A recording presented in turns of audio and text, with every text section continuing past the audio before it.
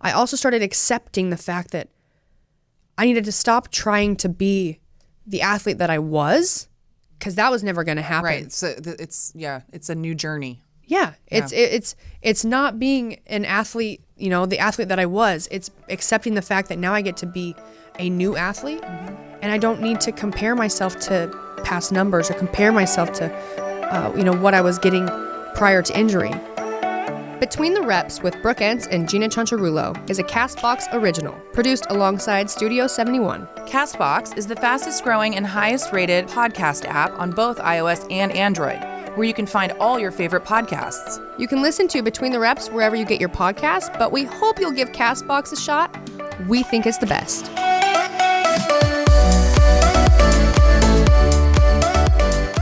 What's up, guys? We are here for episode 5? Yeah, 5.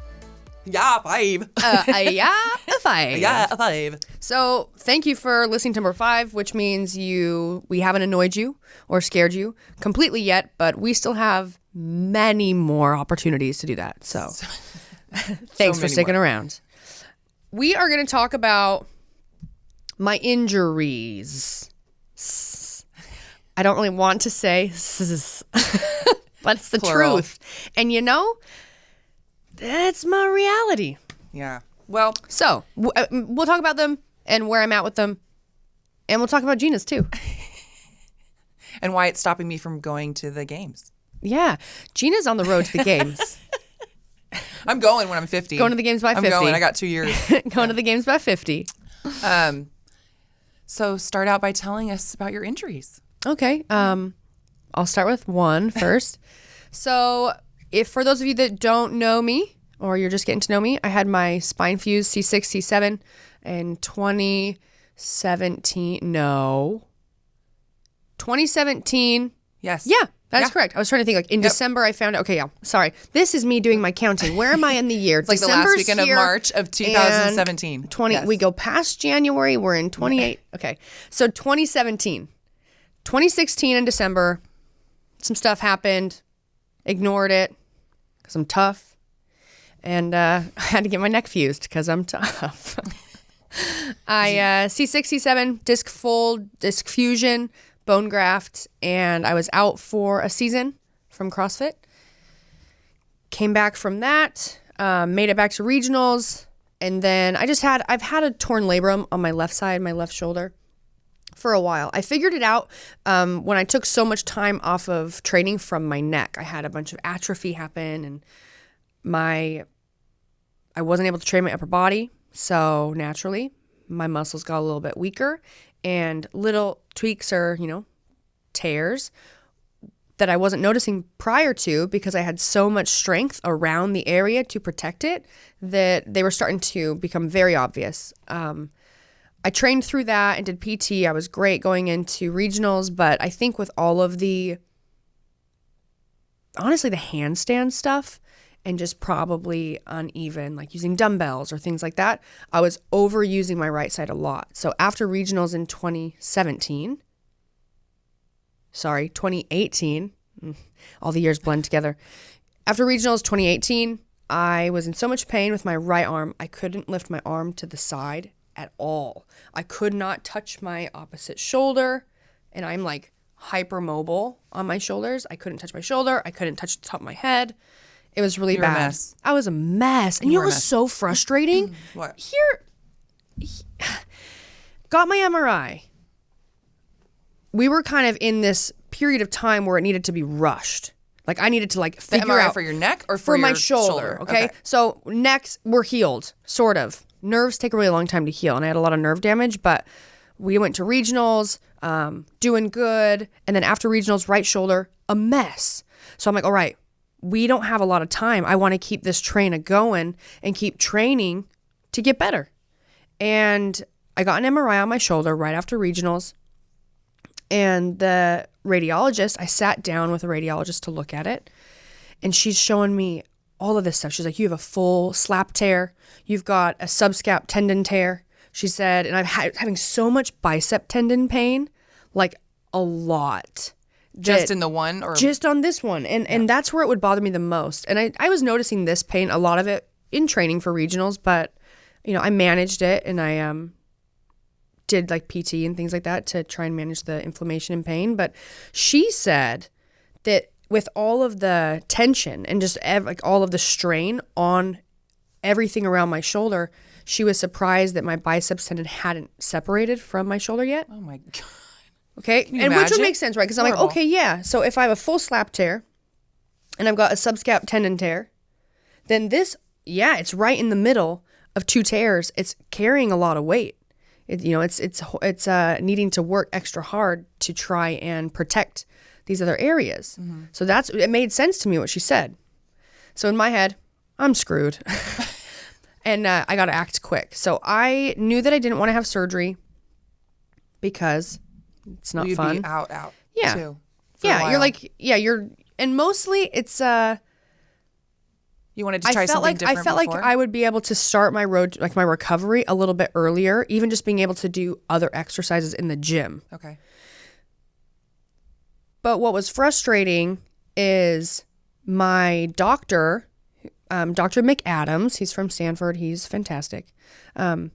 They also had, so I had my own radiologist because I was working with a doctor that I was recommended to. That's a stem cell doctor in Northern California. He had a radiologist. We went to their imaging place. She pulled up my scans and she went through them with me. Well, Dr. McAdams, the radiologist that I went and had my imaging done, and they reviewed it and then sent him their review. They did not use the word tear one time. Well, so what was it? And their response to me was that, there's a lot of wear and tear. Like you have a lot of inflammation, fluid, like maybe like micro tears. Yeah, but they didn't use the word tear one time. Okay.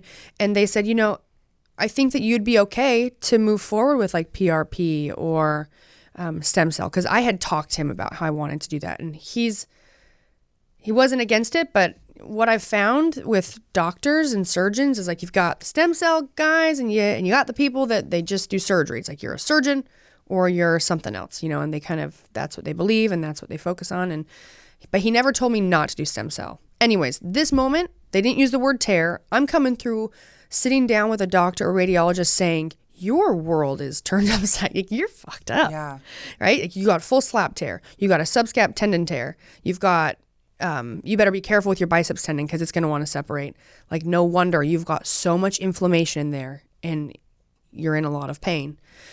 To then go to a radiologist saying like, oh no, you're a little beat up, but you'll be okay. And I'm like, what? Somebody make up their mind. Like and this whole time I've got like I don't have a lot of time. I'm thinking I need, whatever I do, I've got to act quick. I wanted to be able to be working out, and the CrossFit Games, I wasn't going to the CrossFit Games. I didn't qualify. Boo. But, Stop. But they were in August, and I really wanted to, whatever I needed to do for the recovery, whichever doctor I needed to see, I wanted to do that quick.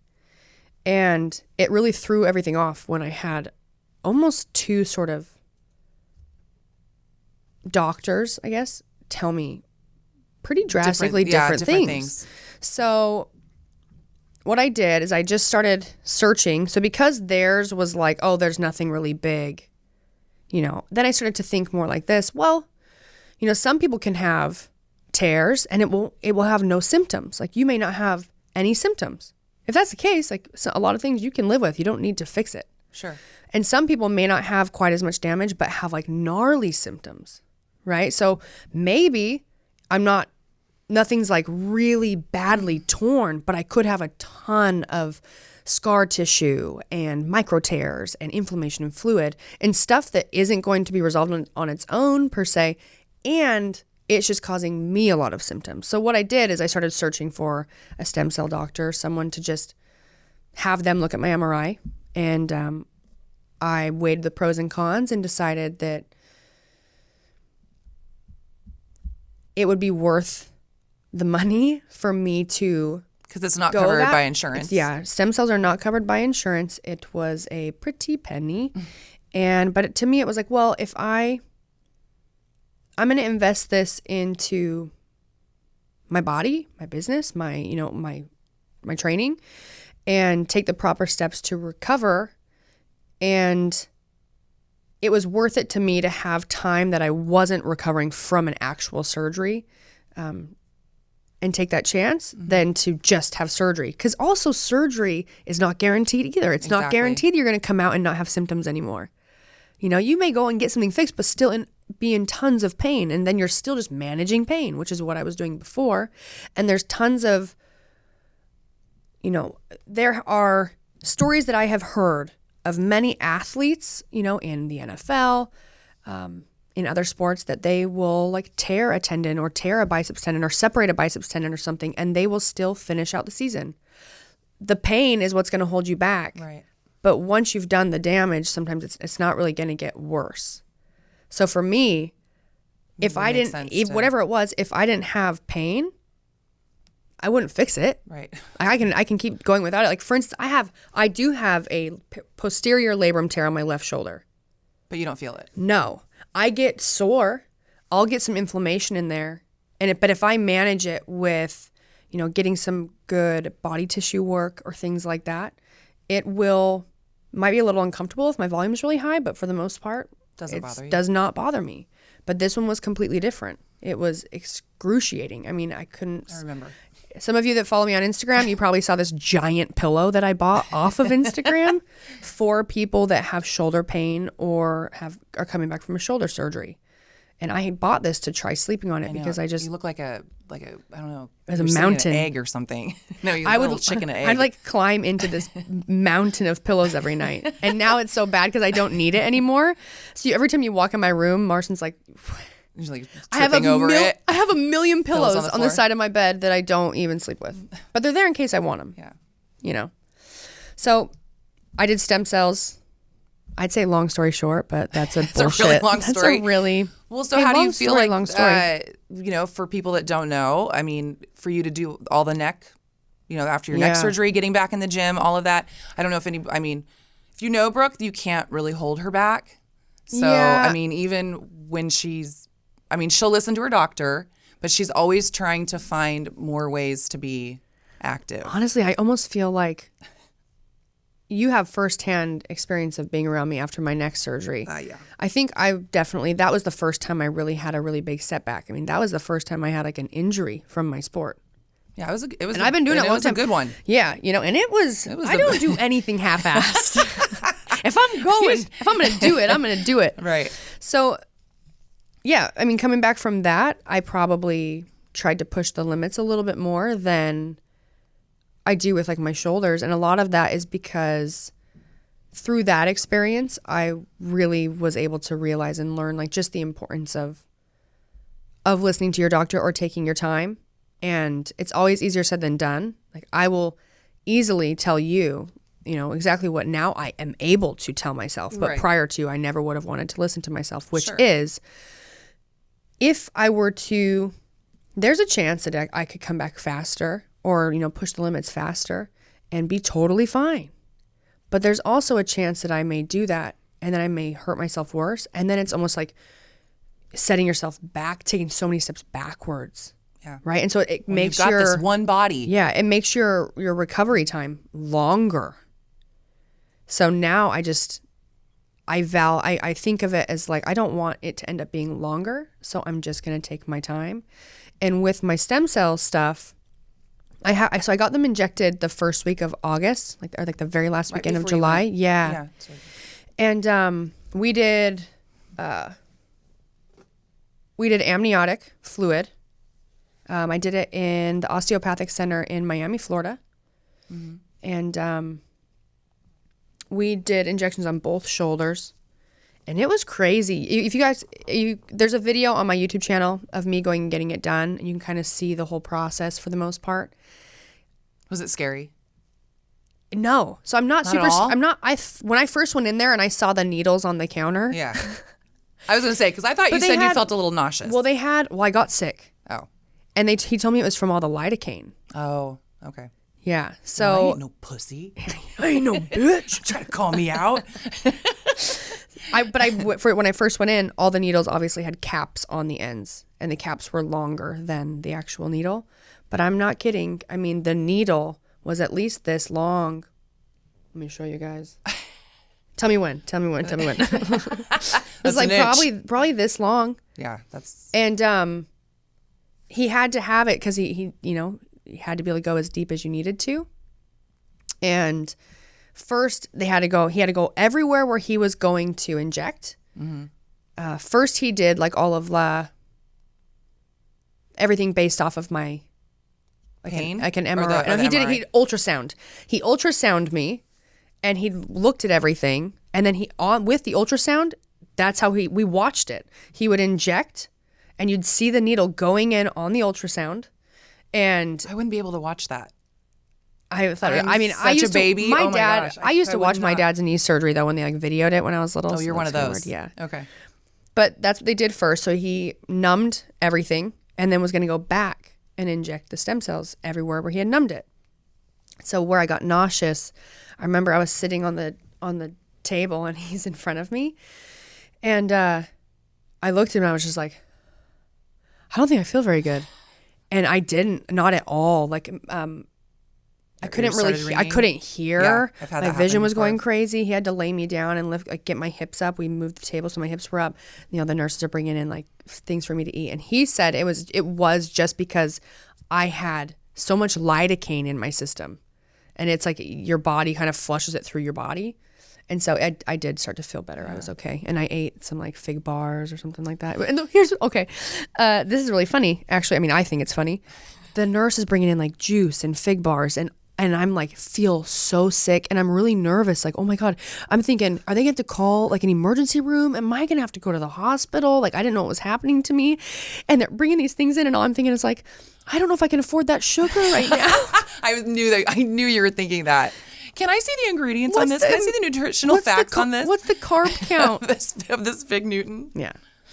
So it was a scary, yet I focused so much on the result. And that's how it was with my spine surgery. I focused so much on the result that like when I'm doing like the process or the getting the surgery or doing the injections, it doesn't even faze me until later.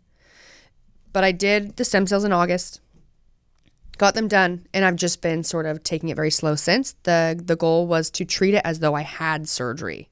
And my PT we just got me to where I'm hanging from a pull-up bar. I'm doing push-ups, and now I'll get to start seeing more progress. I'm pulling from a conventional setup on a deadlift, a clean grip, and we'll slowly start adding more things in. But even my physical therapist was like, this would be way too expensive of a mess up if we like rushed it, and that was true. It's like I just went through this whole process of getting injected. There is no reason for me to rush back, and I will say from the spine and I'd like to have you weigh in on this, but like from the spine surgery was like my first experience doing it. But what I started to realize when you take my training away, because I'm so used to like being very exerted or really sweating and really working out to like a full exhaustion every day, that from my neck, when I didn't train for 6 to 8 weeks, I was kind of a mess. Like physically, I'd have like stress that was like, it wasn't stress that was just could be resolved through a conversation or resolved through cleaning my house or paying my bills, right? Like something like I need to get this done, so that stresses you out. It was like a stress that I feel in my body. It's like anxiety that I couldn't get rid of. And it was so hard mentally because I wanted to. Like I needed to get rid of it, and I couldn't. There was no way I could get rid of it because I couldn't exert myself enough. And I realized like how important just exercise is for my mental health. Absolutely. Like, I mean, all these injuries are, yes, I wanted to talk to you about my injuries and where I'm at. And I want you to know that I'm recovering, and I'm listening to my doctor, and I'm really loving the process of getting strong. But what I've learned from going through it, because I didn't realize it until you don't realize what you have until it's gone, right? Is the mental health side that I now realize I need fitness. I need exercise for me to be sane. Nice. Yeah. Same. For me to nice, be nice. kind. Yeah. Good at my job. No, I think it's like that for a lot of people, though. I mean, I think a lot of people, if they would exercise more, would feel better. You know what I mean? Yeah. No, I agree. And it can be hard to try and, you can't make someone want it, right? No. But I mean, I feel the same way. I mean, if I'm not doing something physical, I feel the same way. I almost feel more tired or more, it's like, and it's hard sometimes. It's hard to motivate yourself to like get up, like we got up and missed our class this morning. But we tried to get there. We tried to get there. But, it's like, you sometimes you have to have that self-talk, like where you just convince yourself, because I mean, I have this inner battle sometimes every morning. I shouldn't say every morning, a lot of mornings. Dude, every morning. It's like a love-hate for right. me. Yeah. It's a love-hate for me because, for me, yes, I always just want to fit into my clothes. And I'm aging, so it's like a lot of it is like vain. We're She's vain. very I'm vain. I'm very vain. Nothing wrong with that. But for me, it's trying to figure out, to keep moving because, I'm dying. Oh my God. It's so sad, but true. I'm aging. So it's like, I'm just trying I'm going to stop you at the I'm dying. I know. I'm not really because dying. we have to take a quick break. And it's literally the most perfect thing to pause on. And we're going to come back. And then we're going to continue about how I don't like saying that you're dying, Jeanna, because that is literally I just meant we all are. Happen. I meant we all are. But we're all dying. I'm closer to it. We're slowly. Yeah. Anyways, quick break. We'll be right back. This episode of Between the Reps is brought to you by Lola, a modern approach to feminine care. Jeanna, Lola is a female-founded company, which is awesome, offering a line of organic cotton tampons, pads, liners, and all natural cleansing wipes. You need some of those? Nope. I do, man. My periods are intense. Just because I don't have a period anymore. I'm sorry. I made you tell people that. I know. It's all right. It's natural. It's natural in life. You do have a daughter, though. I used to. I do. It actually would be. Yes, perfect for her. Has she enjoyed you getting this package sent to you? Absolutely. She's just taking all of them, just hoarding them. Hoards them. The founders of this company are Jordana Kier and Alexandra Friedman. Awesome women. I think that anytime I hear about a company that's been founded by women and they're just powering and growing super fast, it makes me really motivated to keep doing what I'm doing and what we're doing. Yeah, for sure. Unlike other major brands, Lola products are 100% natural and easy to feel good about. No bullshit, mystery fibers, or doubts about what's going on in your body. Plus, the products come in a simple, customizable subscription. They deliver it exactly to your door. So you get to order exactly what you need, which is really great. Like I haven't really needed to use, I've never considered using liners until I got an IUD. I have the copper wire IUD, so. As you said before, it's founded by women for women, which is awesome. Lola offers pads, liners, and both BPA-free plastic applicator or environmentally non-applicator tampons. We love companies that give back, and this company is definitely one of those. They do good with your purchase. For every purchase, they donate feminine care products to homeless shelters across the U.S. Which you never think about that. Those people definitely need help. Yeah. I've always, just gone to the grocery store, but I travel a lot and for some reason, I know my period's coming every month, but I still forget when it's coming. So it's always a surprise. It's been very nice having them have a backup. Yeah, nice to have a little subscription where, they keep track of my cycle when I forget. Thank you, Lola. Thanks, Lola, for keeping track of my cycle. If you guys want to try out Lola and get your own subscription box with whatever, types of either tampons, pads, or liners that you want to use and you prefer, you can. For 40% off all subscriptions, visit mylola.com and enter the promo code Brooke. That's BROOKE. For 40% off of all subscriptions, visit mylola.com and enter the promo code Brooke. Spell it out, Jeanna. BROOKE. When you subscribe. So hopefully the fact that we told you that Jeanna was dying kept you a little bit on a cliffhanger, so you're still here listening. Just so you know, she's not dead though, so I will never let that happen. She'll be begging me. She'll be begging me to let her go. Kill me. Never. All right. So just explain to them a little bit what you were saying about like I'm dying. I just mean that I am getting closer to death with age. So in that process, I feel like when I was younger, it was easy. You know, it was like, oh, I'm just going to go for a run, or, oh, you know, I'm going to, counteract, what I'm eating with, just an extra. Exercise. I'm going to be on the stair stepper forever. Yeah. But as I age, it's harder to get motivated.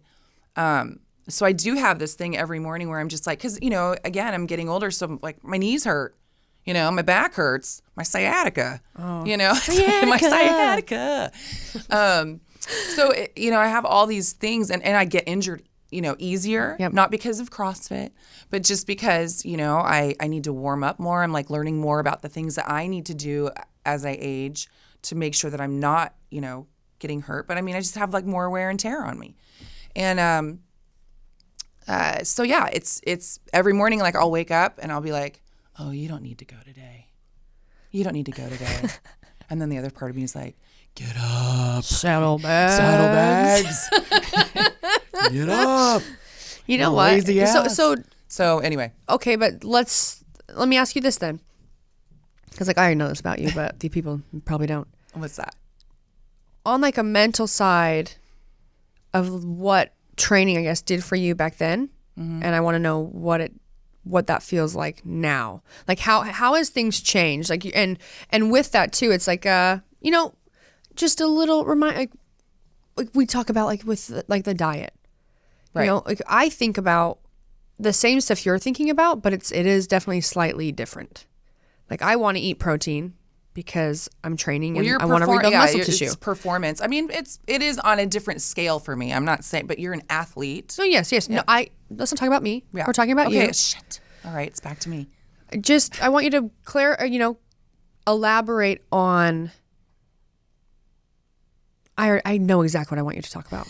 Elaborate on what you think about and maybe what stresses you out about aging, because that is going to put a lot of stress on your mental game and how you think about yourself and how you go about your day and how, I mean, even if you try to not think about it, it's something that you are preparing for. And so that's something that drives your training. That's something that drives what you're doing in the gym. And when you do that, I imagine it's probably, going to give you some relief, like mental anxiety relief. So explain what that mental might. Well, for me, like?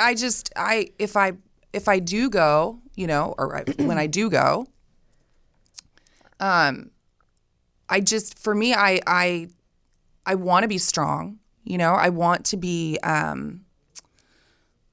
fit. I want to keep up with all my young friends, and my children and everything else. And so it's like, and I need to be in that, I need to have that exertion again, like you, or else I do start to, sometimes feel, like I said, kind of like lazy, or I mean, not in full depression, but like, I just don't feel as good. It can be easier to let like negative self-talk or negative thoughts that kind of seep in. For sure. I mean, and I think that most people, have that battle that anyway. And so for me, I just feel better if I'm working out, and if I'm not, that negative self-talk definitely creeps in, and then you start seeing the results of that. And so that's another, well, like for instance, more than that, like you said it to me the other day. You need to eat protein because now you're more concerned about aging. Right. Like, and how, like, you need to prepare your body, right, in a way right now while you can to age. What was the word you used? I don't remember. To age gracefully. Gracefully. Yes. I'm not trying to cheat aging. It's just I do want to age gracefully. And I think that what my workouts looked like when I was younger look very different now. I mean, now as I get older and you lose muscle more rapidly. So I'm trying to like focus on more like building muscle. And for that, I need protein, and so I need to up that. And again, I don't think I was very educated when I was younger. I mean, now I'm around all these people that are, I don't think it was very common. You know what I mean? No. when I was younger, And for sure you where would you starve live, like yourself. where you're from, for sure, Yeah. is going to dictate like what You your would just level of knowledge is on for sure nutrition or diet. I think at that age, also, it was like you just, you know, you lived off like a really ridiculously small amount of calories if you wanted to lose weight, you know, and then you would just run. Yeah, I remember when my mom, we always had like, I'd be going to school and she's like, here's a Slim Fast. Thanks, Mom. Like a meal replacement. Yeah. She's like, you're eating too much. You're eating Here you too much. go. Anyway, but yeah, so, I mean, that's kind of where it is for me. Yeah. And again, I'm trying to keep up with all you youngsters. Well, if you, the day you start slowing down, I'm just going to tie a rope around you. Drag me around. I'm going to tie the other side to me. Okay. And I'm just going to carry you everywhere. I wanted like a front pack. You put me in a front pack. Yes. We obviously can relate on a lot of that. So for me, I am such an introvert, and it's so funny when I tell people that because they're like, no, no, you're not. And I'm like, I am. And I didn't even know that until a friend of mine told me that a long time ago, someone who knows me very well. And I'm such an introvert that's like really good at extroverting, and I love entertaining people, and I love extroverting. And so what can happen sometimes is I very easily get very much in my head. And I mean, you've joked. I know. Jeanna will catch me sometimes because I will have these like conversations with myself in my head. But they're not in your head. And sometimes I'll say it out loud. I said, oh, was that your inner dialogue? Yeah. Did your inner dialogue just come I'm out? like, yeah. She's like, you're going to be a crazy old woman that just like is having a conversation with myself. Talking to yourself. So, but I do. If I have a problem I'm trying to solve, or if I have a schedule that's crazy and I need to somehow, because I can get overwhelmed pretty easily, I've got to like work through it, create myself like a checklist or whatever. Internally, I will do this. I feel like there's a little person in my head just like, putting files away and organizing shit. And then sometimes just like, fuck it, and just like ruining the whole entire office. Just trashing everything. Yeah. Or like the Grinch that stole Christmas. It's like throwing like all of like the junk mail and all of the, yes. Those are all your Yeah. your And so emotions. sometimes like what I'll do is I work through that, whether it's around that time of the month and I'm super hormonal. And it's like, I know that I'm hormonal. I know that sometimes the way I'm feeling is not my reality, but still, I still feel that way.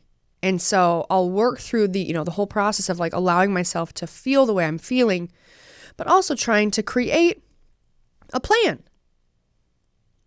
I might feel really bad. I might be really stressed. I might have a ton to do. But if I can create a plan, a checklist, and I can just start one thing at a time, just one thing at a time, it makes me feel a lot better. Right.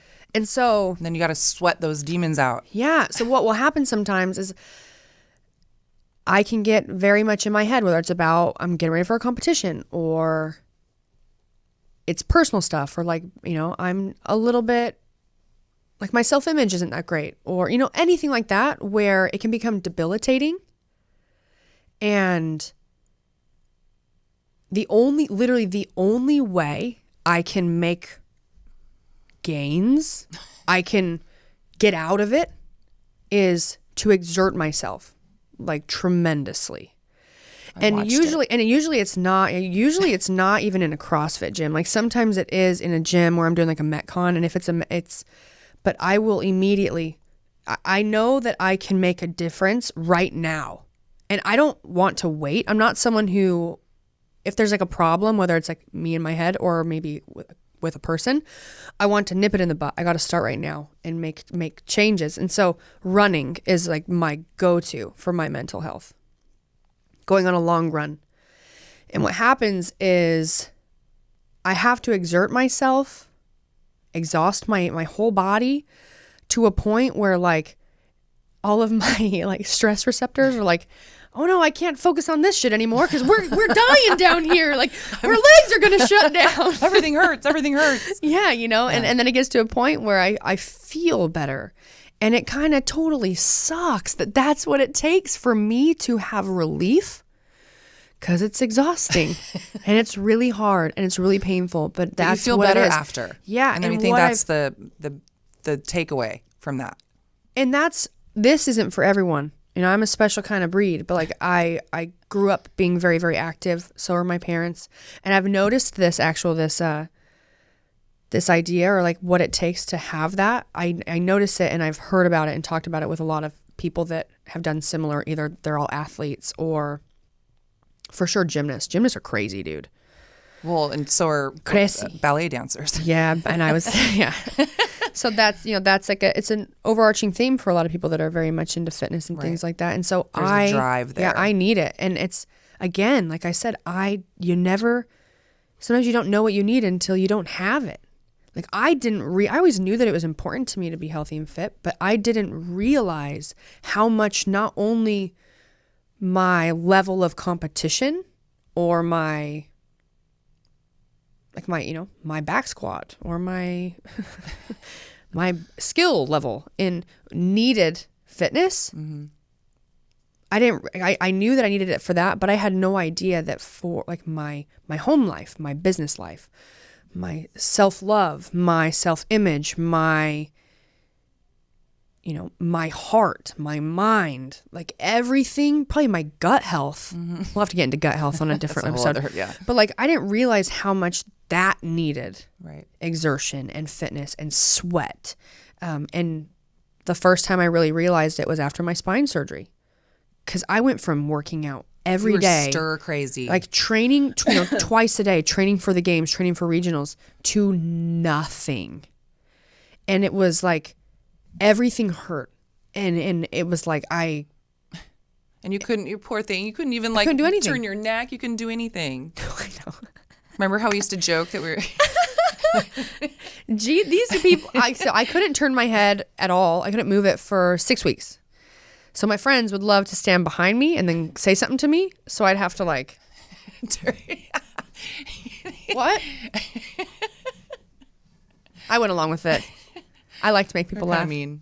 No, it wasn't mean. It was hilarious. Mm. Should have milked that injury for a while and just kept the neck brace. Like go to Disneyland. Just Brooke, put your neck brace on. Hey, look. Keep pointing. Hey, look over there. Or we'd travel, put it on, and it's like I could have my own neck pillow. Oh my God. But yeah. I think that's genius for getting your hair done. Oh, yeah. Right? Yeah. Exercise is key for me to be a nice person. And a healthy person and a happy person. And I'm not saying that is that's the key or the right thing for everybody.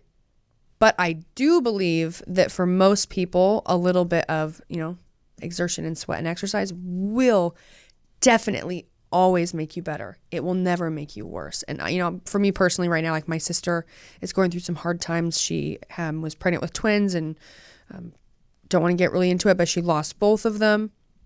And for her, she's always been into health and fitness, but she's also been pulled away from that for many years. And when you have so much time away from, that kind of stress, like working out super hard, like you said, you almost have a hard time going back. Right. Like you will have, or I have it same too. Like you have a moment where maybe you already feel a little bit defeated. So then it's like, well, why try? Right. It seems like, or it might seem like it's a really long road to get to where you're going. Yes. And so you're like, okay, road to recovery. Right. You get injured and obviously you come back, you're not the athlete that you were. That's not going to happen. You're going to be not as strong and be weak. You're going to have to start over a little bit.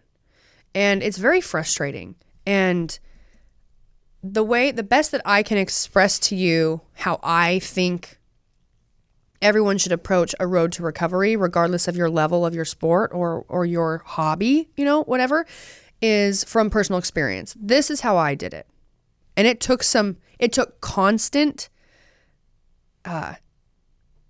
work on my end with positive self-talk and people around me reminding me too. But what I did is start focusing on things in a way that can be constructive and a positive spin, right? So for me, I had my spine fused.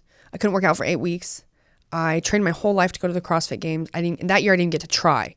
And I was the strongest going into 2017. I was the strongest I had been. I had just PR'd my power snatch by 15 pounds. I power snatched 195.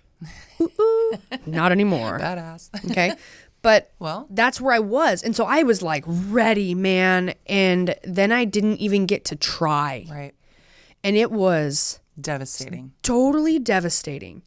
And it would be very easy for me to think, there's no way I'm going back. Like, why would I try? Like, it's a lot of hard work. It's taken me years.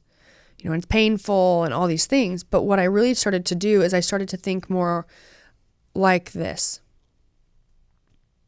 It excited me that I had an opportunity to go through that process again. Because most people, once you do it, you never get to go through it again. Mm-hmm. And that made me more relatable to people. I went through a lot of own personal growth that has made me a better person, I think, and just a more open, vulnerable, and experienced person. But you get to go through something for, let's say, it could be a weight loss thing, but for my case, it was an injury thing.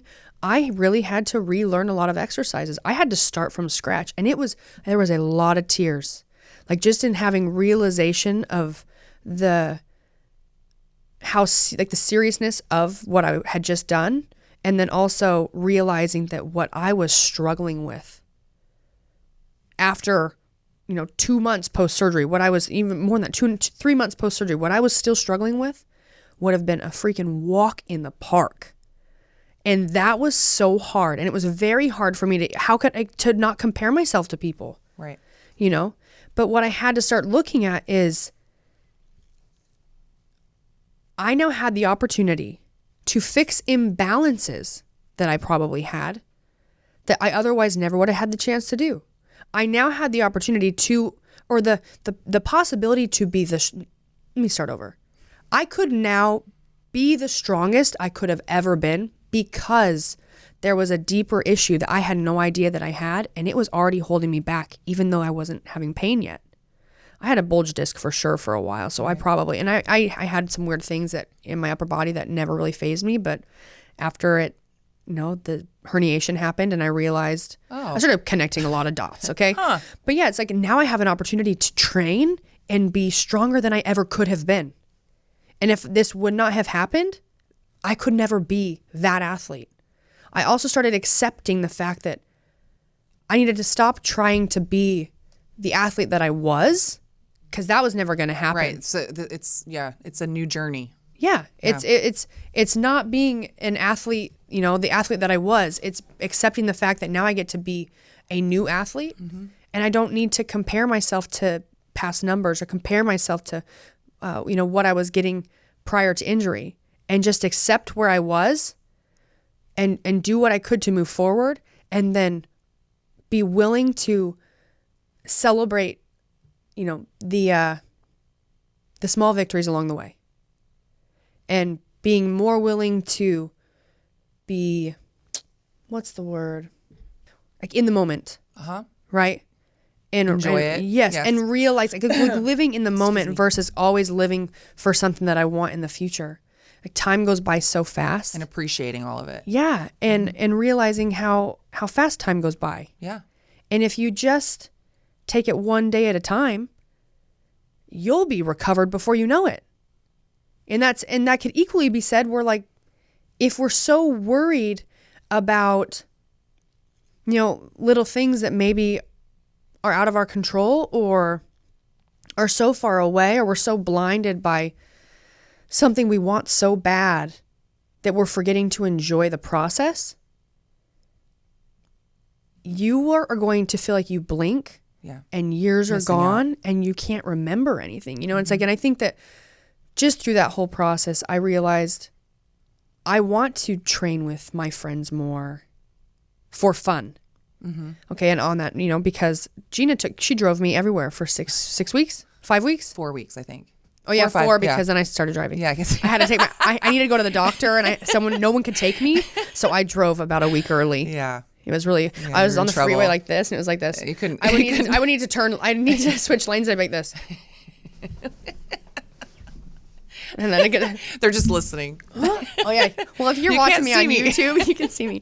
I'm basically pretending, because I couldn't turn my head. Turn. Yeah. But Jeanna drove me around for 4 weeks. She'd come get me in the morning, and we went to the gym, and there was no stress, and I didn't have an agenda, and just enjoy it. I was just with my friends, practicing enjoying my time in the gym. I was taking regular classes. I was training in the regular classes, and Daniel loved to have me there because you had people in class that are scaling stuff and that they can't do certain things. Right. And yet I'm over there and I'm like extra scaling. Right. And it didn't bother me. In fact, I loved that I could be in class and people could see me doing less than them. Right. So that they could feel right. I mean, we're just all just for them to realize in the same boat. that it doesn't, we're all here for the same reason. We're just want to be healthy and fit, and we want to get better, and it's okay if you want to be competitive, and it's okay if you don't. Like me, I'm really competitive. You are really good. Gina, nah. Girl just wants to look good. But yeah. I mean, I want to be, I don't want to get sick. I don't want to be sick and all that too. I mean, there are those benefits also. But yeah, I just want to fit in my jeans. That's all I care about. I want to be like 50 with like a half top and a belly button ring. Oh, yeah. I've actually seen, dude, the Masters athletes will blow your mind in CrossFit. Yeah, there's nothing wrong with, all right. Anyway, I didn't mean my daughter would kill me. She would kill you. We're going to do it. I'm going to do it. Anyways, that's our little spiel. I'm going to put my soapbox away, fold it up, put it away. I'll keep it close by though, because I pull that thing out jump on it again all the time. Yeah. I'm passionate. I get love super it. passionate about things. There's nothing wrong with that. I always have to remind people, like, I'm not yelling at you. I'm so sorry. In fact, if you guys are listening and you thought like, damn, Brooke, stop yelling. I'm sorry. I'm not yelling. I just care a lot. Before we end this number 5, we're going to do a few questions and answers. Answers which we haven't answered yet, but we're going to do the answers. To remind you, we want to answer your questions. I get questions constantly, so this is a really favorite part of the show for me, and I'm sure Jeanna loves answering questions about herself too. She hates talking about herself. I hate it. But so please send in your questions. You can do it on my Instagram. You can do it on the YouTube channel. You can do it on my website. I kind of searched the platforms to just create and compile all your questions. And we want to hear from you. We want to interact with you. So. Do you want me to ask the questions? No. Why? I'm going to ask it, and you could answer it first. I don't even know what these are, though. Okay, question. Okay. From Nicole Scott. Okay. More about your businesses. How do you decide on clothing pieces? Who are the people on your team? Well, that backfired because that's about my clothing line. More about your businesses. How do you decide on clothing pieces? Who are your people on your team? Okay. That could be a long one, and that could be a whole really podcast in itself. So I'm going to give you a short answer. I do a lot of business and build businesses without even realize that I'm doing it. So I will say that. And I forget the stuff that I have. Right. As far as the people on my team, I feel like I do read people pretty well. And I truly believe that if you are surrounding yourself with the people that are doing things or have the things or, are very like-minded, but have the things or doing things that you want, and you're working to be happy and you're working to be a better version of yourself and being okay with accepting your faults and being able to be vulnerable and say, yeah, I messed up, but I want to work on that. Right. You're going to surround yourself with good people. And I feel like I have done that really without intentionally doing it, because on all the different businesses I'm doing, I equally have partners that want it to be successful as much as me or more than me. And that's been very helpful. As far as people that are on my team much closer to me, like I have an assistant, that took a long time for me to hire someone. In fact, I had my good friend Adi Casu. Her assistant is an amazing assistant. She found one for me because I didn't even trust myself in finding a person, nor did I know what to ask for. I don't even think you really knew what you I needed didn't. at that point. No, I didn't. It was like this huge trial period where we just like had her do a few things, and then I slowly went, Jesus, take the wheel. And even then, sometimes I'm like, whoa, no, give it back, I want it back. Yeah, so I think it's super important to just know people and be very direct with what you're looking for from them. Know what the goal is. Can this person help you get there? And then you have to be willing to put your foot down and open your mouth if something's not working. You can't be in business. You can't be scared to hurt someone's feelings. There's no feelings in business. And I've learned this from like my mom and my dad, okay? And this is what I've learned from my dad. And it's so funny because I am just like him. Be honest and be upfront. I mean, you're not going to get shit done if you're going to always constantly try to coddle people or like not hurt someone's feelings, but be very willing to notice when you may have been a little bit too intense and apologize. My dad, I remember he would always, someone would mess up. He owns a big construction company. Someone would mess up something. That's a big mess up for him. He couldn't, and they were friends. He could not give them a pass because they're friends. He'd tear into them. And then the next day, he would connect with them.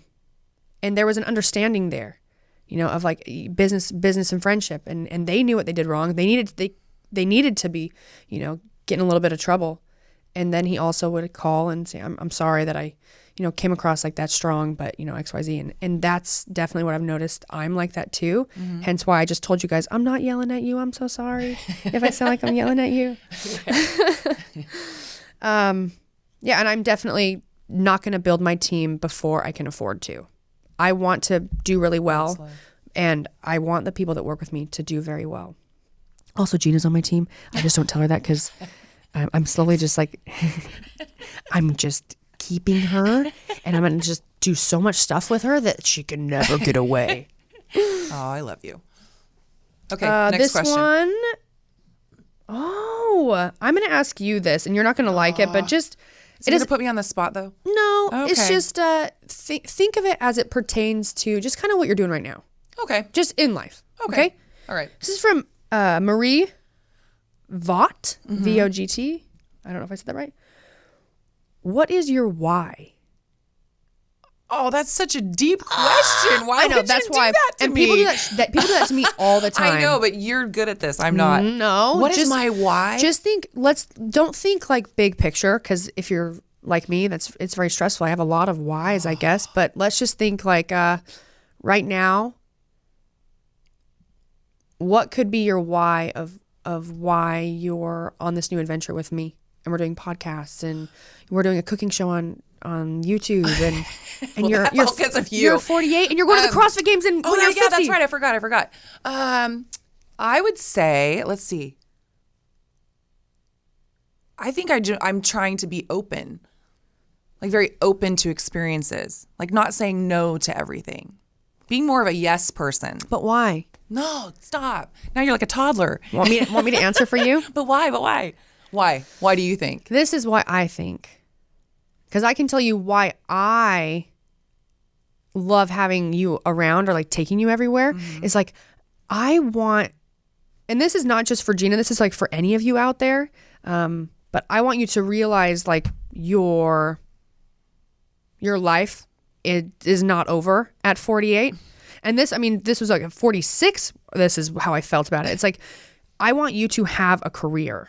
It's like you can still say, what do I want to do when I grow up? The time is not gone. There is so much time.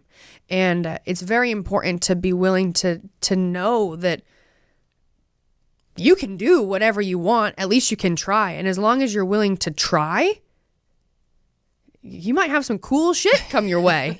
You know what I mean? Worked for me. And it can be very easy to think, it's not fun to be uncomfortable. luckily for you, I've just like made you uncomfortable, but then I've also like hugged you. You do. I like make you, but it's okay. You're It's like okay. my mom. Yeah. Push you out there, babe. That's why I want you to realize that like you have so much time to create an entire new career for yourself that you probably never thought you would have. Well, there's a lot of Like things you're I've on a done podcast. recently. Yeah, a lot of things recently that I never thought I'd do. Well, thank you for answering that for me. So that's Jeanna's why. Why you do this? Why did you do this to me? Okay. Well, Jeanna, that's your why. I made it up for you. We could talk about that forever, I swear. And honestly, I think that that's going to change as time goes on, and it's going to change for me. It should. As we grow up, as we age, as we change, as we grow. Change is good. Things they're going to become broader, or they might change. Try something on for a while. If you don't like it, put it back. Yeah. Yeah. So thank you guys so much for listening to this long podcast. It's so funny because I think that I could talk forever, first of all. I'm sorry. We tend to push the limits on the time frame every time we're in here recording, but please rate, review, and subscribe to our podcast and listen to it on any of the platforms that is your favorite. We've got Castbox, which is our favorite, Apple, which is also pretty awesome, and many other ones that you can also be listening to, or you're probably listening to right now. So rate, review, subscribe. Send us your questions. Feel free to give us a 5-star rating. Oh, 5 stars would be great. Send us your questions. I promise that we can maybe try to answer more next time, and I'll talk a little less. Something not as deep. Well, I like it when they're deep, Okay, Jeanna. Okay, Anyway, I'm going to take it down that road. I will always take it down that road. I know. We love you guys. We're super grateful for you and this entire experience. We're on number 5. We're moving on to number 6, and the year is going to be great. So again, you guys, thank you so much for listening. We are super grateful that you hopefully are hearing this and you've listened to the entire episode. Turned it off midway. You haven't turned us off. We'd love to have you rate, review, and subscribe to our channel. Give us a 5-star rating. And send us your questions. Send us some challenges, which we do have a couple we are going to be doing. Within exercise reason. challenges. And also, there are other things you might want us to try out. Maybe like a Korean spa. You keep wanting that one. I've heard about the Korean spa thing. We're going to try it out for for science. We're going to do it for science. Anyways, thank you for listening to Between the Reps with Brooke and Jeanna. Thanks for listening. And we'll see you next time. We won't see you, actually. You'll see us on YouTube.